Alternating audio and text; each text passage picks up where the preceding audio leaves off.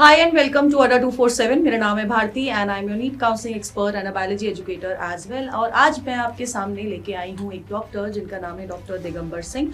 अब इस point of time पे आप लोग अपनी टेस्ट सीरीज दे रहे होंगे और टेस्ट सीरीज में अगर आपके मार्क्स 525 को टच नहीं कर रहे हैं, टू बी वेरी स्पेसिफिक, अगर मैं नीट 125 की कट ऑफ के हिसाब से बात करती हूँ और अगर 2024 की बात करते हैं तो 650 आपकी कट ऑफ गई थी। अगर मैं एमसीसी काउंसलिंग के थ्रू एडमिशंस की बात करती हूँ फॉर जनरल कैटेगरी, तो अगर आपके मार्क्स की रेंज इस पॉइंट ऑफ टाइम में 500 से कम है तो आपको ये पता होना चाहिए कि आपके पास ऑप्शन जो रह जाएगा वो या तो बीएमएस, बीएचएमएस, बीयूएमएस, बीएसएमएस वाले कॉलेजेस का रह जाएगा।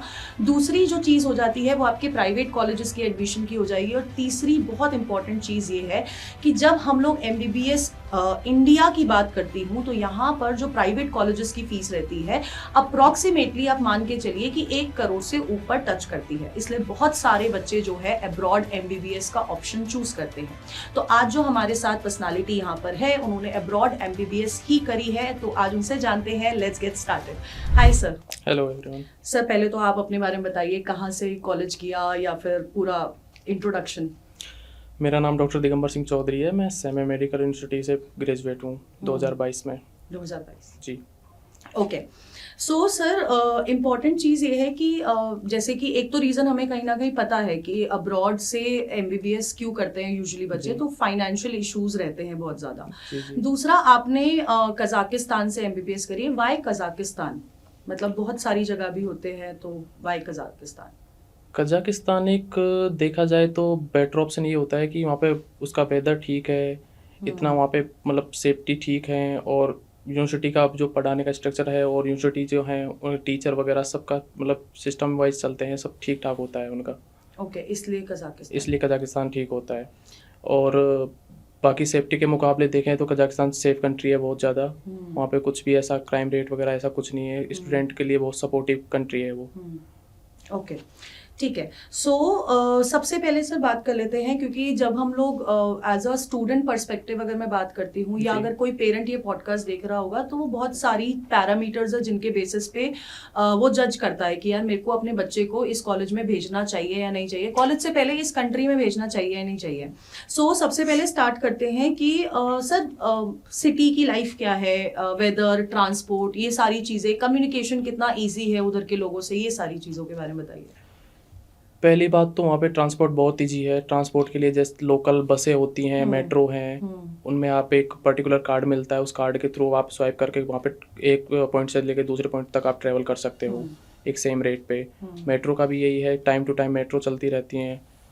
और सिटी लाइफ क्या है? वेदर नॉर्मल जैसे यहाँ इंडिया का है वैसे ही, या फिर चेंजेस काफ़ी होती रहती है? वेदर इतना ज़्यादा वो नहीं है। इंडिया में बहुत जैसे देखा जाए तो जून जुलाई में बहुत गर्मी हो जाती है। कजाकिस्तान में जून जुलाई में वेदर बिल्कुल ठीक होता है, इतना गर्मी नहीं होता है, लेकिन सर्दियों में कुछ टेम्परेचर माइनस में चला जाता है और बर्फ़ होता है बस। ठीक है।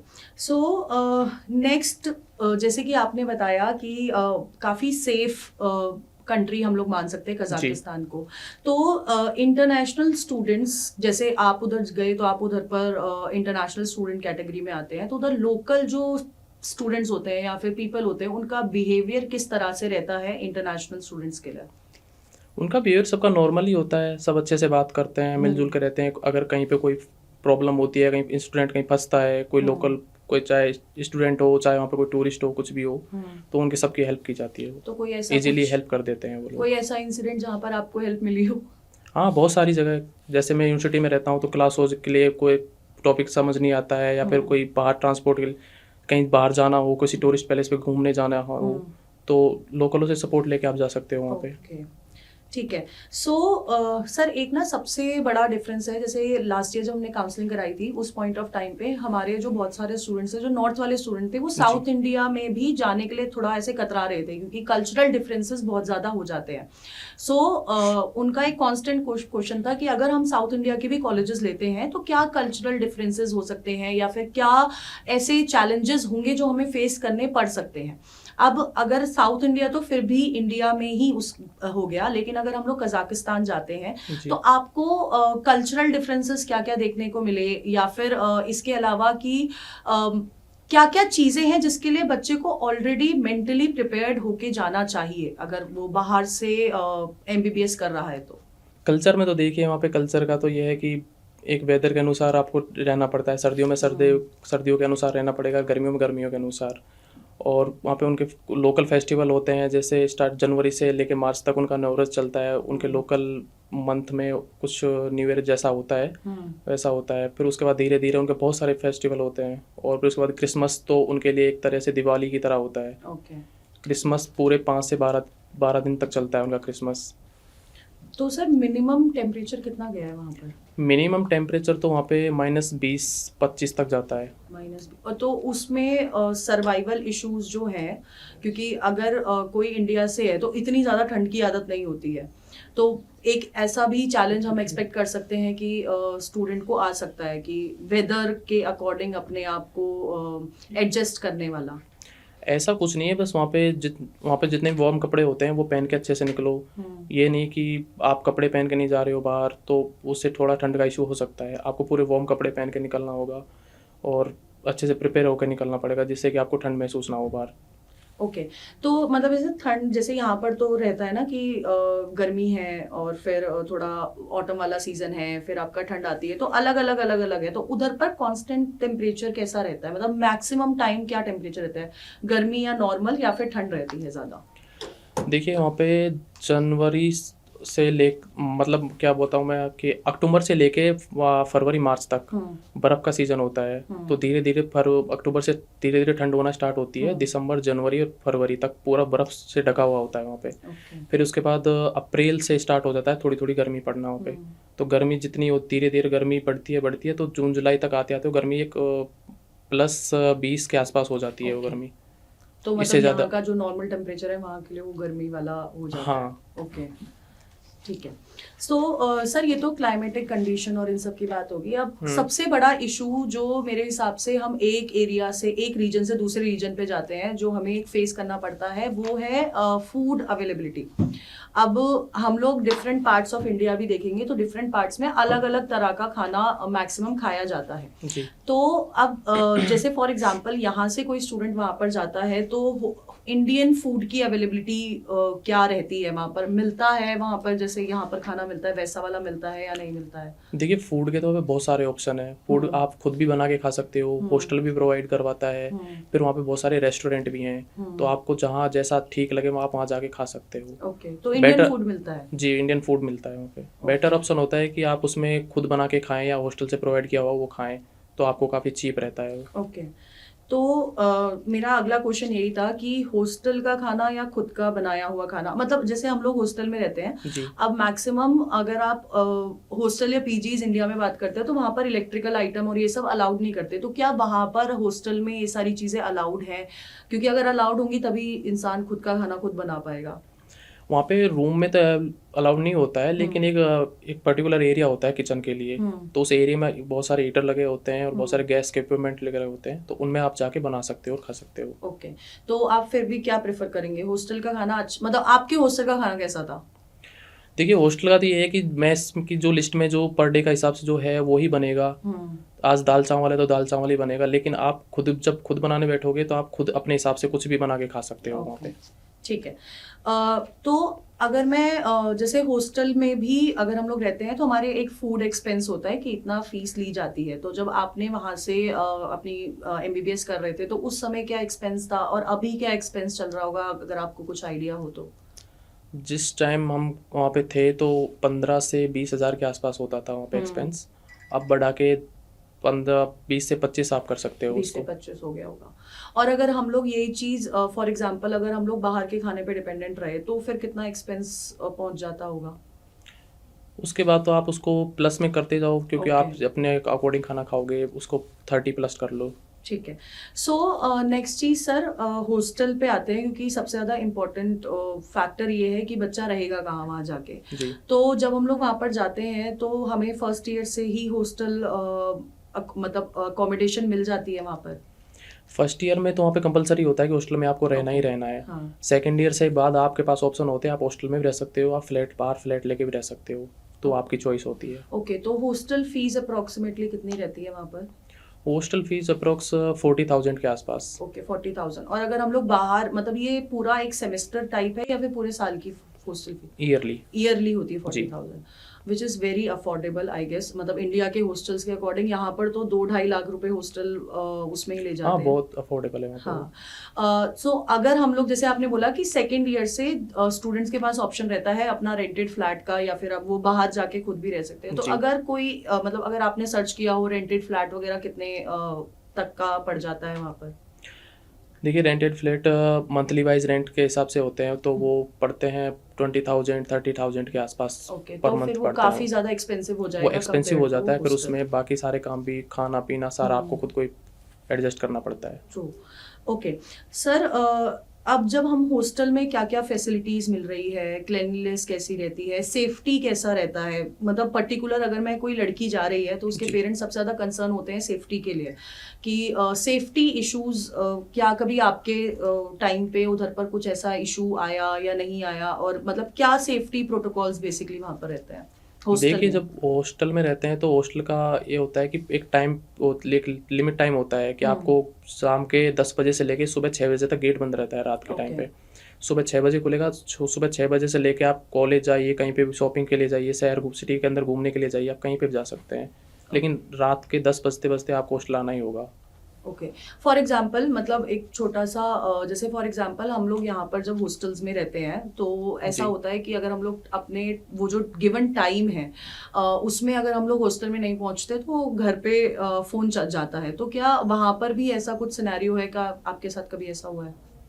ऐसा कुछ नहीं होता, अगर आप लेट हो रहे हो तो आप या तो कॉल करके अपने दोस्तों को बता दीजिए कि मैं लेट हो रहा हूँ, वार्डन को आप बता दें, या फिर आप कहीं फंसे हुए हैं तो उसके बारे में आप बता सकते हैं। ओके। तो आपको उसको आपका रीज़न देना होगा कि आप कहाँ हैं, क्यों लेट हो रहे हैं, किस क्या आपका क्या प्रॉब्लम हुआ है, ऐसा कुछ। ओके, ठीक है। उसके अलावा सर जैसे कि कॉस्ट ऑफ लिविंग के बारे में अगर हम बात करते हैं, फूड, स्टे, ट्रांसपोर्ट, यूटिलिटीज, तो अगर मैं आपसे पूछूं कि आपका personal cost of living monthly कितना जाता था? जब मैं वहाँ पे था तो मेरा पर्सनल मंथली 20,000 के आसपास होता था। ओके। अब उसको बढ़ा के आप थोड़ा 5,000 या 10,000 ऊपर कर सकते हो, थोड़ा बहुत 30 के अप्रोक्सीमेटली 30K के आप आसपास पहुँचा सकते हो। ठीक है। अब सर यहाँ पर जो प्राइवेट कॉलेजेस हैं, अगर आपको आइडिया होगा तो यहाँ पर ना जब हम लोग एडमिशन लेने जाते हैं तो एक तो हमारी होती है ट्यूशन फीस जो हमें ऑलमोस्ट हर कॉलेज बता देता है, लेकिन जब हम एडमिशन लेने जाते हैं प्राइवेट कॉलेजेस में बहुत सारे हिडन चार्जेस हैं। मतलब कभी किसी चीज़ का डिपॉजिट मांगते हैं, कभी किसी चीज़ का डिपॉजिट मांगते हैं। तो इस साल इवन जब हमारी ये काउंसलिंग चल रही थी तो इस बार गवर्नमेंट की तरफ से नोटिस भी आया था कि जितने भी प्राइवेट कॉलेजेस हैं उनको अपनी प्रॉपर फीस बतानी पड़ेगी क्योंकि बहुत ज़्यादा हिडन चार्जेस लगते हैं। तो आपने जब अपना ग्रेजुएशन करा, मतलब MBBS किया फ्रॉम कजाकिस्तान, तो वहाँ पर आपको जितना फीस बताई गई थी, क्या उसके अलावा भी कोई हिडन चार्जेस वगैरह लिए वहाँ पर? नहीं, ऐसा तो कुछ नहीं था, वहाँ पे कोई हिडन चार्जेस वगैरह नहीं होता। वो आप लोगों को यूनिवर्सिटी पहले ही बता दी जाती है कि इतना आपका ट्यूशन फीस है, इतना आपका हॉस्टल का है, इतना आपका इंश्योरेंस, मेडिकल, सब बाकी जो एक्सपेंस होते हैं छोटे छोटे उनका होता है, वो पहले ही वो पहले बता दिया जाता और है। उसके अलावा बीच मतलब बीच ग्रेजुएशन में या फिर कोई एक्स्ट्रा ऐसा चार्ज? बीच ग्रेजुएशन में कोई ऐसा चार्ज नहीं होता। ओके। तो मतलब ऐसा भी होता है कि मतलब फीस सारे साल की सेम रहती है या फिर फर्स्ट सेकंड ईयर की सेम है, उसके बाद थर्ड ईयर से थोड़ा बढ़ा देते हैं या कम कर देते हैं, ऐसा कुछ? नहीं, ऐसा कुछ नहीं होता। वो फर्स्ट ईयर में जाने के बाद जो फिक्स हो जाती है फीस, उसके बाद वो उतना ही पूरे 5 साल तक उतना ही चलता है। ओके, ठीक है। तो सर ये तो हमारी बात होगी कि बच्चा जब उधर जाएगा तो उसको क्या क्या प्रॉब्लम आ सकती है। अब बात करते हैं कि एकेडमिक्स और यूनिवर्सिटी लाइफ कैसी है, जैसे आपने जहाँ से करी है। तो आपका जैसे करिकुलम की अगर मैं बात करूँ और टीचिंग स्टाइल की अगर मैं बात करूँ कि क्योंकि जब उधर पर टीचर्स इंडियन टीचर्स होते हैं या फिर वहीं के टीचर्स होते हैं, कहाँ के टीचर्स होते हैं, एक तो सबसे बड़ा क्वेश्चन ये भी है उनसे कम्युनिकेशन में कितनी मतलब कोई इशू आता है या नहीं आता है, और आ भी रहा है तो किस तरह के बैरियर्स, क्योंकि मेरे को लगता है कि लैंग्वेज बैरियर थोड़ा बहुत इशू हो सकता है अगर हम लोग बाहर जाते हैं। तो किस तरह के प्रॉब्लम्स या फिर टीचिंग स्टाइल कैसा है, ये सारी चीज़ें? देखो वहाँ पे ऐसा कुछ नहीं है कि वहाँ पे कोई प्रॉब्लम हो, क्योंकि पूरी यूनिवर्सिटी इंग्लिश प्रोग्राम पे चल रही होती है। इंडियंस के लिए पूरी यूनिवर्सिटी इंग्लिश प्रोग्राम पे होती है और लोकल्स के लिए पूरी डिपेंड करता है आप कौन से कोर्स में, आप रशियन में पढ़ना चाहते हो तो रशियन का भी होता है। तो वहाँ पे लोकल जो होते हैं उनका रशियन लैंग्वेज में होता है पूरा 5 साल का प्रोग्राम। ओके, पूरा। और हम जो इंडियन स्टूडेंट होते हैं उनके लिए इंग्लिश में होता है। तो जो टीचर्स वहाँ पर प्रोफेसर्स पढ़ा रहे होते हैं, अब वो सेम होते हैं या फिर जैसे फॉर एग्जांपल रशियन वाला जो प्रोग्राम चल रहा है रशियन लैंग्वेज में, उनका अलग टीचर्स हैं और इंग्लिश वाले प्रोग्राम के लिए अलग टीचर्स हैं, ऐसा कुछ है वहाँ पर? ऐसा कुछ नहीं होता है, टीचर सारे सेम होते हैं, लेकिन सबको इंग्लिश, रशियन और कजाक तीनों लैंग्वेज आती हैं। ओके, तो वो इंडियनों को भी पढ़ाते हैं और रशियनों को भी पढ़ाते हैं और कजाक लोगों को भी पढ़ाते हैं। ओके, ठीक है। तो मतलब मैं मान सकती हूँ कि मीडियम ऑफ इंस्ट्रक्शन हमारा इंग्लिश, रशियन और कजाक तीनों हैं वहाँ जी। पर, ठीक है। अब सर वहाँ पर टेस्ट कितने ऑफनली होते हैं जब आप एमबीबीएस करते हैं? उस दौरान टेस्ट कितने ऑफनली होते हैं, मतलब सेमेस्टर में या कैसे?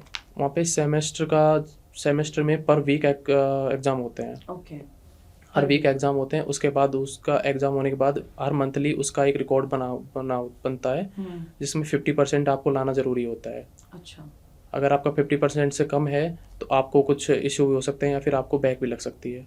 तो आपको 50% लाना ज़रूरी होता है उस टेस्ट में। मंथली? वीकली होता है, फिर उसके हाँ। बाद मंथली कैलकुलेट होता है वो टेस्ट। ओके, काफी सारे एग्जाम्स देने पड़ेंगे तुम लोग को, मतलब।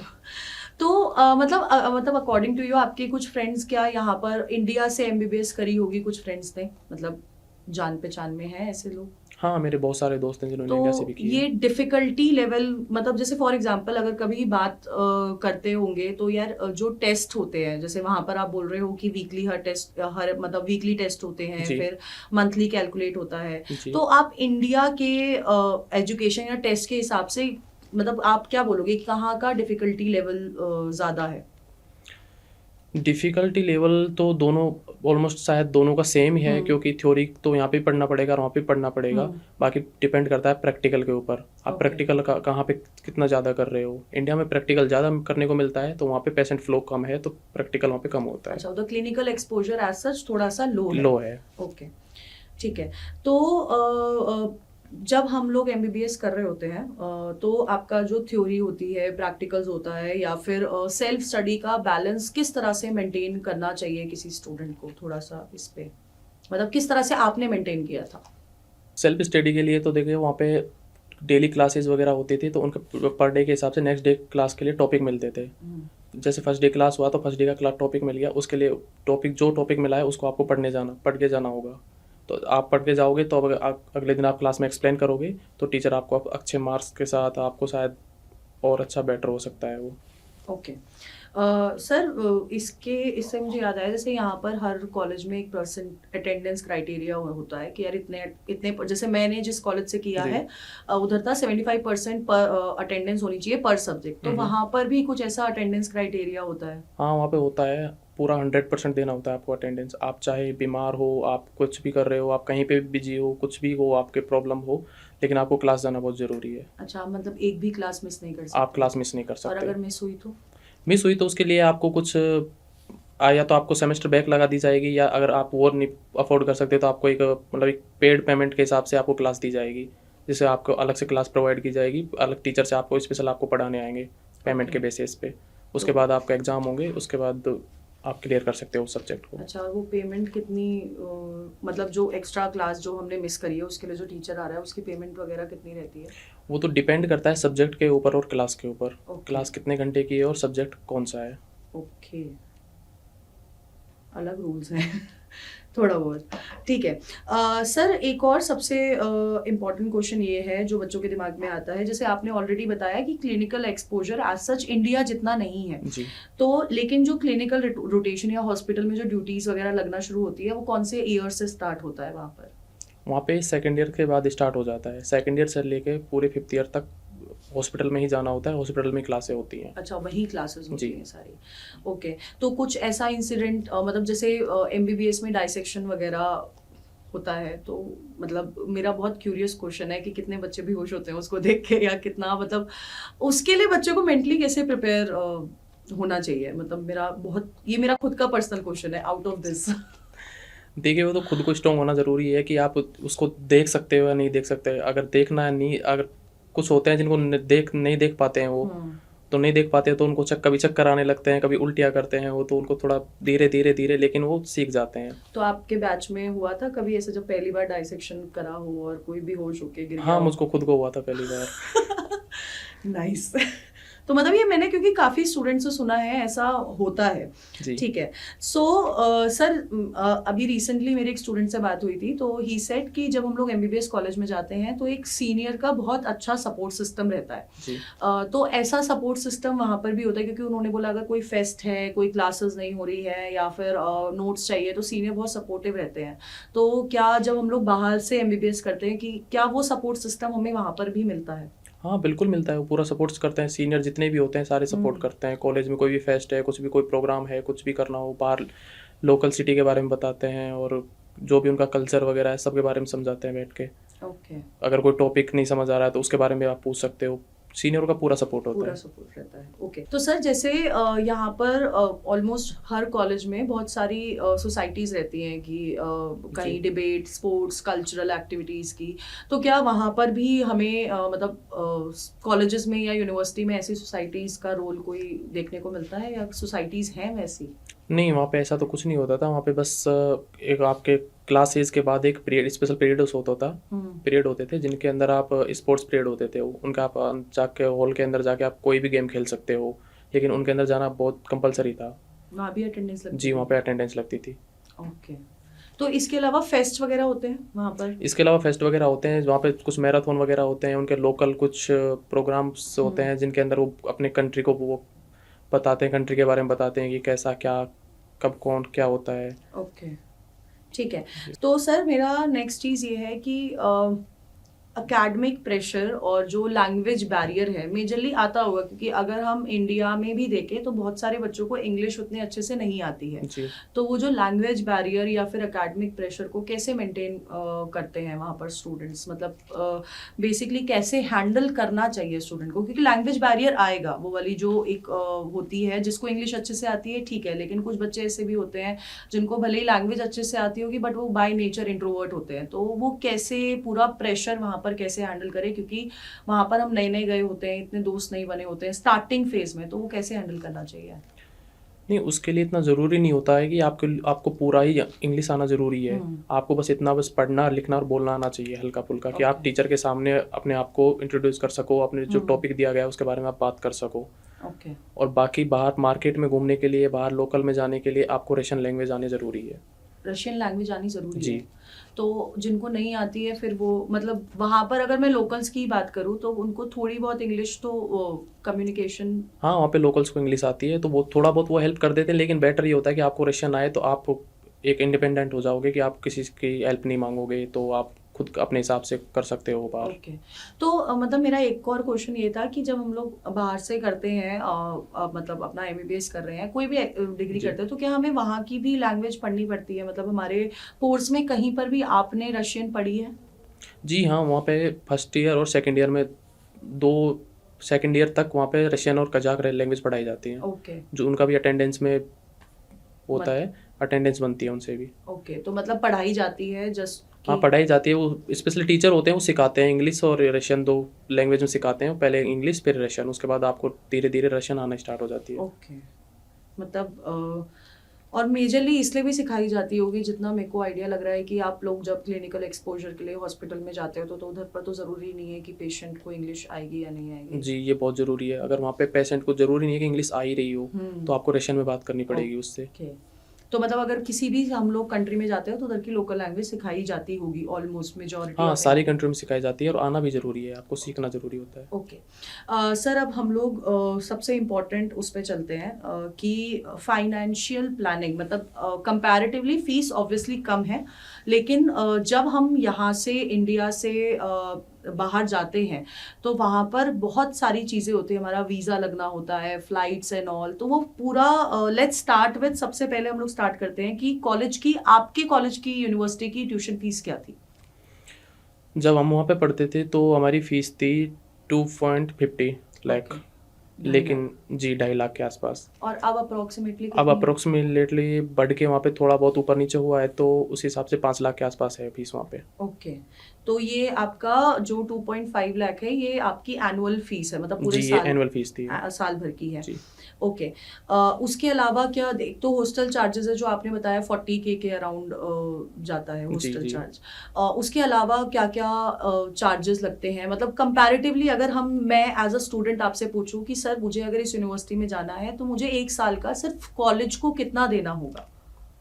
देखो कॉलेज में तो एक ट्यूशन फीस जाता है, उसके अलावा कॉलेज में वीज़ा फीस होते हैं और क्या ये इंश्योरेंस वगैरह होते हैं, मेडिकल चेकअप्स वगैरह फीस वगैरह होते हैं, तो इसके अलावा और कोई चार्ज नहीं होता है। ओके, तो जब आप वहाँ थे तो अप्रोक्सीमेटली आपने कितना पे किया था फॉर अ ईयर, अगर मैं सिर्फ कॉलेज को देने की बात करती हूँ कि मैंने इतनी फीस कॉलेज को दी थी? वहाँ पे 3 लाख के आसपास सब कुछ हो जाता है, हॉस्टल से लेके मेडिकल इंश्योरेंस और ट्यूशन फीस सबको जोड़ के 3 लाख के आसपास कंप्लीट हो जाता है। ओके, तो अब हम एक्सपेक्ट कर सकते हैं कि वो 5 से 6 लाख, मतलब 6 लाख के 6 हाँ लाख तक हो गया आप होगा। 6 लाख तक कर सकते हैं। ओके, इसके अलावा सर सबसे इम्पोर्टेंट चीज़ है कि ट्रैवल एक्सपेंसेस कितना है, मतलब वो तो ऑब्वियसली यूनिवर्सिटी नहीं देती होगी, तो वो ट्रैवल एक्सपेंस मतलब इंडिया से कजाक से इंडिया कितना ट्रैवल एक्सपेंस होता है?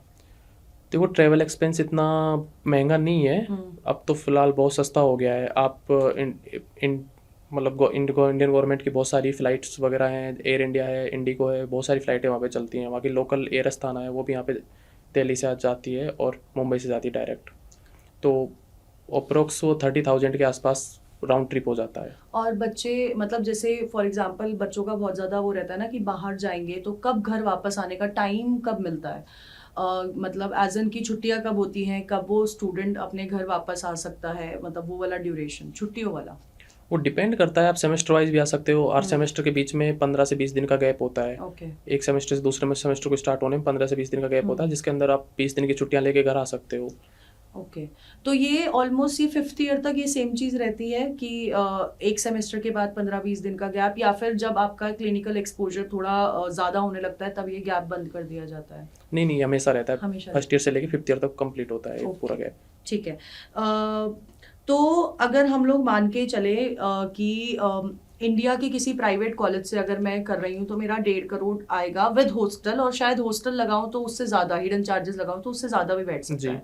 और अगर मैं वहाँ पर बात करूँ तो अगर मैं 6 लाख अगर हम लोग लेके चल रहे हैं सिर्फ कॉलेज का, जिसमें हॉस्टल इंक्लूडेड हमने देखा है, तो अप्रोक्सीमेटली 30 लाख के आसपास हमारा सिर्फ कॉलेज को देने वाला आ जाएगा, हॉस्टल और एनुअल फीस मिला जी के, है ना? 30 से 35 लाख के बीच 30 में से कंप्लीट 35 हो लाख। जाता है। ओके, तो सर अब मेन सेक्शन पे आते हैं। मेन क्वेश्चन बच्चों का ये रहता है कि अगर हम लोग यूनिवर्सिटी सिलेक्ट कर रहे हैं तो हमें किस बेसिस पे बाहर की यूनिवर्सिटी सिलेक्ट करनी चाहिए?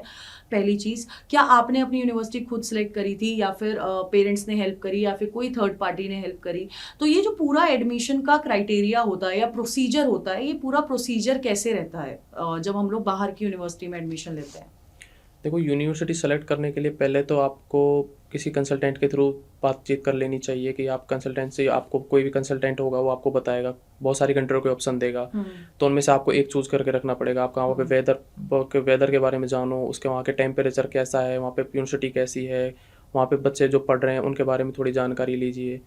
जब मैंने चूज़ किया था मेरा कजाकिस्तान सेमी मेडिकल यूनिवर्सिटी, उस टाइम मेरे कुछ वहाँ पे सीनियर पढ़ रहे थे, तो उनसे मैंने बहुत 1 मंथ तक कम से कम बातें की कि वहाँ पे सब कुछ कैसा है, वहाँ पे वेदर कैसा है, पढ़ाई कैसी है, खाना पीना ठीक इंडियन मिलता है या नहीं मिलता, तो सब कुछ उन्होंने सपोर्ट किया था। तो मैंने इस हिसाब से मैंने मेरी यूनिवर्सिटी चूज़ की। ओके, सो सर सबसे इम्पोर्टेंट चीज़, क्या जब आपने कजाकिस्तान में एडमिशन लिया था उस समय क्या नीट मैंडेटरी था बच्चों के लिए?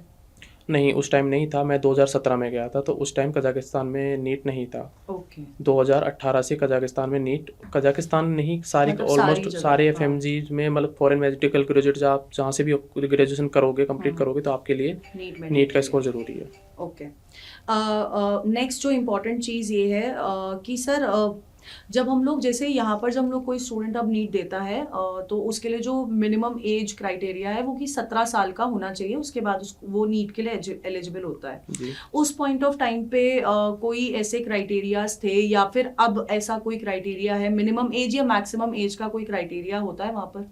नहीं, मिनिमम मैक्सिमम का ऐसा कुछ नहीं होता, मिनिमम 17 तो होना ही चाहिए। उससे ऊपर 18-19 तो चलता है, ओके लेकिन 17 तो कम से कम होना चाहिए। ओके। सो जब हम लोग मान के चलो किसी आपने आपने एडमिशन कंसल्टेंसी के थ्रू कराया था उस जी पॉइंट ऑफ टाइम पे, जी। तो कौन कौन से डॉक्यूमेंट्स कंसल्टेंसी ने लिए थे या फिर कौन कौन से डॉक्यूमेंट्स रिक्वायर्ड होते हैं जब हम लोग एमबीबीएस अब्रॉड में एडमिशन लेना चाह रहे होते हैं?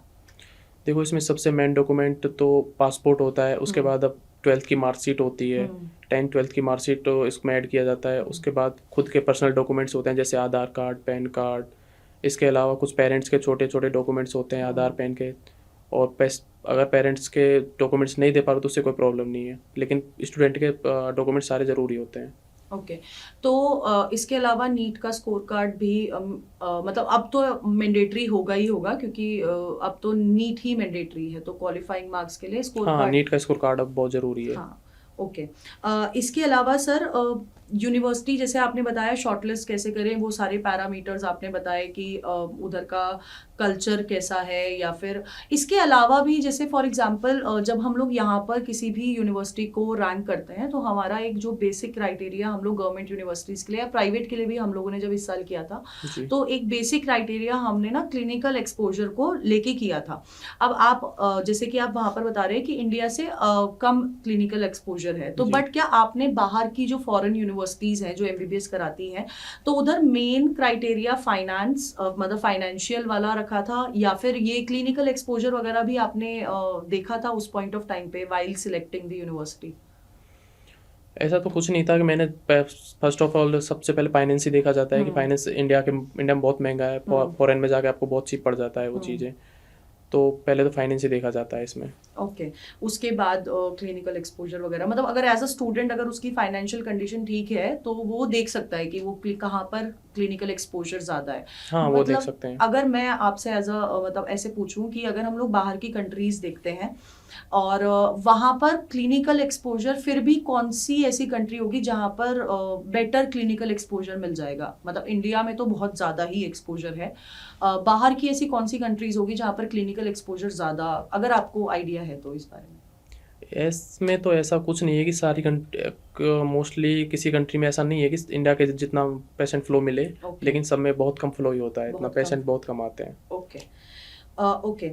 नेक्स्ट सो आप मतलब एक चीज़ और कि अगर एज अ स्टूडेंट अभी मैं सोचूं कि मेरे को बाहर एमबीबीएस में एडमिशन लेना चाहिए, तो व्हाट वुड यू सजेस्ट हमारे स्टूडेंट्स को कि डायरेक्ट एडमिशन लेना चाहिए या फिर कंसल्टेंसी के थ्रू जाना चाहिए इस पॉइंट ऑफ टाइम पर? इसमें बेटर ऑप्शन ये होता है कि आप किसी कंसल्टेंसी के थ्रू जाएं। ओके अगर आप डायरेक्ट जाओगे तो थोड़ा उसमें बहुत सारी प्रॉब्लम्स होती हैं, उसमें डॉक्यूमेंटेशन से लेके वहाँ पे एडमिशन से लेके ट्यूशन फीस कैसे जमा करना है, डॉक्यूमेंटेशन का कैसे सेलेक्ट करना है, कौन सा डॉक्यूमेंट्स कहाँ जमा करवाना है, तो उसके बारे में बहुत प्रॉब्लम्स होती हैं। ओके इसके अलावा सर फॉर एग्जांपल अभी बच्चों के इस पॉइंट ऑफ टाइम पे ना कि अभी बच्चे टेस्ट सीरीज वगैरह देने लग जाते हैं इस पॉइंट ऑफ टाइम पे, क्योंकि अब 3 मई का एग्जाम है जी। तो this is specifically for the students कि अगर वो एक एमबीबीएस अब्रॉड का ऑप्शन लेके चल रहे हैं या अब वो इस पॉडकास्ट के बाद इसके बारे में सोचेंगे, तो उनको अपना पासपोर्ट, वीज़ा, इन ये सब कब से करवाना, मतलब ये सारा जो डॉक्यूमेंटेशन का काम है कब से करवाना शुरू कर देना चाहिए बेसिकली? मेरे हिसाब से तो एग्ज़ाम से पहले स्टार्ट करवा देना चाहिए, क्योंकि डॉक्यूमेंटेशन तो एक डॉक्यूमेंट्स के टाइप होते हैं, तो आपको जस्ट इसमें मोस्ट इंपॉर्टेंट डॉक्यूमेंट पासपोर्ट होता है, तो आपको तो बनवा के पहले ही रख लेना चाहिए। और पासपोर्ट बनने में भी 1 महीना और अप्रॉक्स पासपोर्ट बनने में बहुत टाइम लगता है, तो रखना ज़रूरी होता है। ओके अब नेक्स्ट आते हैं, अब मान के अब आपने वहाँ से एमबीबीएस कर ली है, ठीक है, तो अब हम उसके बाद के प्रोसेस पे आते हैं क्योंकि उसमें सबसे ज़्यादा कन्फ्यूजन होती है। तो जब आप एमबीबीएस वहाँ से कर लिया, वापस इंडिया आते हैं, आपको यहाँ पर नीट पीजी देना है या फिर अपना पोस्ट ग्रेड यहाँ से करना है या फिर आपको अपना क्लिनिक यहाँ पर खोलना है या जो भी है, लाइसेंस बेसिकली किस बेसिस पे मिलता है, एलिजिबिलिटी क्या है उस चीज़ की? उसके लिए वहाँ से ग्रेजुएट होने के बाद यहाँ पे FMG एग्ज़ाम होता है, फॉरेन ग्रेजुएट मेडिकल का एग्ज़ाम होता है यहाँ पे। उसके बाद उसमें आपको 300 नंबर का एग्ज़ाम होता है, जिसमें अंदर आपको हाफ नंबर मतलब 150 नंबर लाने कंपलसरी होते हैं। आप पास होने के बाद आपको उसके बाद आप जिस स्टेट के स्टूडेंट है जो भी है, स्टेट में जाके आपको काउंसिल करवा के वहाँ पे मेडिकल कॉलेज एक सेलेक्ट करनी होती है। वहाँ पर आपको 1 साल की इंटर्नशिप करनी होती है। इंटर्नशिप करने के बाद आपको जिस स्टेट का है वहाँ पे मेडिकल काउंसिल में जाके आपको लाइसेंस के लिए अप्लाई करना पड़ता है। तो वहाँ से जैसे ही लाइसेंस अप्लाई करने के बाद आपको लाइसेंस मिल जाता है कुछ दिनों बाद। तो ये जो 1 साल की इंटर्नशिप होती है ये कंपलसरी ही होती है? हाँ, ये और कंपलसरी क्या होती ये है। आप मतलब इफ आपके पास ये नॉलेज हो कि क्या ये स्टेट डिपेंडेंट होती है? जैसे फॉर एग्जांपल अगर हम लोग एमबीबीएस की इंडिया की बात करते हैं जी। तो हर स्टेट की अपनी पॉलिसी है कि आपको किसी स्टेट में ऐसा बोला जाता है कि 1 साल की करनी है, किसी में 2 साल। तो क्या वो स्टेट डिपेंडेंट होती है या फिर एफएमजी के बाद सिर्फ 1 साल की ही होती है? नहीं, वो ऐसा कुछ नहीं होता, स्टेट पे डिपेंड करता है, बाकी 1 साल का ही होता है 1 वो। साल का ही होता है। तो और ये कंपलसरी है। जी। तो उसके बाद हमें काउंसिल, उस स्टेट की काउंसिल में जाके हमारा लाइसेंस वगैरह लेना होता है, जी। ऐसा। ओके सर, तो ये जो मतलब फ्रीक्वेंसी अगर मैं पूछना चाहूँ कि अगर हम लोग बाहर से जब इधर आते हैं तो वो फ्रीक्वेंसी एफएमजी एग्जाम की क्लियर करने की फ्रीक्वेंसी कितनी है? फॉर एग्जांपल अगर मैं बोल रही हूँ 100 बच्चे आ रहे हैं वापस, तो कितने स्टूडेंट्स हैं या आपकी यूनिवर्सिटी की पासिंग फ्रीक्वेंसी कितनी रही है वहाँ से? देखो, वहाँ पे जितने भी स्टूडेंट आते हैं, जैसे आपने बताया कि 100 स्टूडेंट आ रहे हैं, तो 100 में ऑलमोस्ट 70 फर्स्ट अटेम्प्ट में क्लियर कर जाते हैं सारे Okay. एग्जाम को। मतलब पासिंग फ्रीक्वेंसी काफी अच्छी है। काफ़ी अच्छी है। ओके और यूनिवर्सिटी का पासिंग परसेंटेज बहुत अच्छा है, 60 से लेके 80% तक जाता है। ओके मतलब क्योंकि मैंने बहुत जगह पढ़ा है कि बहुत सारी यूनिवर्सिटी ऐसी भी है जिनका एफएमजी का पासिंग फ्रीक्वेंसी काफ़ी कम है। तो जी। कजाकिस्तान की ये वाली यूनिवर्सिटी काफ़ी एक बेटर ऑप्शन रह सकती है आप लोगों के लिए, क्योंकि इसका एफएमजी का पासिंग फ्रीक्वेंसी भी काफ़ी अच्छी है। अगर 70% की फ्रीक्वेंसी हम लोग लेके चल रहे हैं, जो कि बहुत अच्छी है। ओके तो सर अब इम्पोर्टेंट ये है, आपने बोला कि जब हम लोग वापस आते हैं तो हमें ये एफएमजी वाला एग्जाम देना पड़ता है। जी। इसके लिए स्टूडेंट को कब से प्रिपेयर करना शुरू कर देना चाहिए? इसके लिए कम से कम स्टूडेंट को 3rd ईयर से स्टार्ट कर देना चाहिए। ओके 3rd ईयर से स्टूडेंट जब से प्रिपरेशन करना स्टार्ट करते हैं, तब से धीरे धीरे सारा सिलेबस कंप्लीट करने में 5th ईयर तक टाइम लग जाता है इसमें। ओके तो मतलब अगर मैं सिलेबस के पॉइंट ऑफ व्यू से पूछूं एफएमजी का, तो सिलेबस कैसा जो आप लोग एमबीबीएस के दौरान पढ़ते हैं वही आता है? हाँ, ऑलमोस्ट जो पूरा कंप्लीट एमबीबीएस में पढ़ाया हाँ। जाता है वही पूरा सिलेबस होता है ओके इसमें। ठीक है। तो सर एट दी एंड मतलब मैं आपसे ये पूछना चाहूँगी कि जब हम लोग कोई स्टूडेंट अब्रॉड से एमबीबीएस करके आया है और फिर कोई स्टूडेंट है जिसने यहाँ से एमबीबीएस करी है, तो जब दोनों स्टूडेंट नीट पीजी देते हैं तो क्या दोनों को सिमिलर चैलेंजेस फेस करने को मिलते हैं या फिर कोई चैलेंजेस में भी कोई डिफरेंस आ जाता है? मतलब ऐसा कुछ बच्चों के दिमाग में, क्योंकि बहुत सारे मिथ रहते हैं, तो आप अगर इसको क्लियर करना चाहो तो। नहीं, ऐसा कोई चैलेंज नहीं होता है, आप यूजी कहीं से भी करें, पीजी सब में सेम ही होता है। ओके तो कोई डिफरेंट कोई डिफरेंस नहीं है इसमें। Okay so thank you so much sir. At the and आपकी फाइनल एडवाइस क्या रहेगी स्टूडेंट्स के लिए जो इस समय नीट की प्रिपरेशन कर रहे हैं, नीट 2026 के लिए दे रहे हैं? क्योंकि लास्ट 3 महीने बचे हैं, बहुत ज़्यादा स्ट्रेस है बच्चों के अंदर, बहुत ज़्यादा पैनिक मोड में इस समय चले जाते हैं, तो आप क्या एडवाइस देना चाहेंगे हमारे स्टूडेंट्स को? मैं बस ये कहना चाहूँगा कि पढ़ते रहिए, मेहनत करते रहिए, अपना 100% लगा दीजिए। अगर फिर भी कोई ऑप्शन नहीं होता है तो आपके पास बहुत सारे करियर के ऑप्शन हो सकते हैं। आप फॉरेन में जाके भी मेडिकल ग्रेजुएट हो सकते हैं, वहाँ पे भी आप कर सकते हैं अपनी पूरी कोशिश करके। कुछ बच्चे होते हैं जो गलत कदम उठा लेते हैं, लेकिन उनको ऐसा करना नहीं चाहिए। ऐसा नहीं होता कि आपके पास आपका फ्यूचर यहीं पे ख़त्म हो गया है, आप नहीं कर सकते। आप उसके लिए आप बेटर ऑप्शन होता है कि आप फॉरेन मेडिकल में जाके आप चूज़ कर, यूनिवर्सिटियाँ होती हैं वहाँ पे आप चूज ऑप्शन दे सकते हैं और किसी कंसल्टेंसी से बात कर सकते हैं, लेकिन आपको स्ट्रेस लेने की कोई ज़रूरी बात नहीं होती इसमें। Thank you so much sir for joining us hair. So I hope आपने इस पॉडकास्ट के थ्रू जाना हो कि आपके पास और कौन कौन से ऑप्शंस हैं। सबसे इम्पॉर्टेंट ये पॉडकास्ट स्पेसिफिकली इसलिए रखा गया था ताकि आप लोगों को पता चले कि हम एमबीबीएस अब्रॉड अगर करते हैं तो एज सच कुछ अलग से चैलेंजेस आपके सामने नहीं आते हैं। आप अपने कंफर्ट जोन में, मतलब थोड़ा सा आपका आउट ऑफ कंफर्ट जोन जाना पड़ेगा, लेकिन आप अपने नाम के आगे डॉक्टर लगा सकते हैं।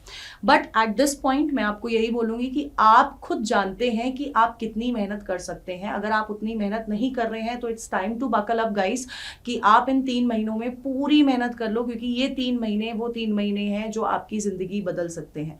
बाकी आप लोगों के पास बहुत सारे ऑप्शंस हैं, बहुत सारे ऑप्शंस के लिए हम यहाँ पर हैं। Till then tata bye bye, take care and all the best.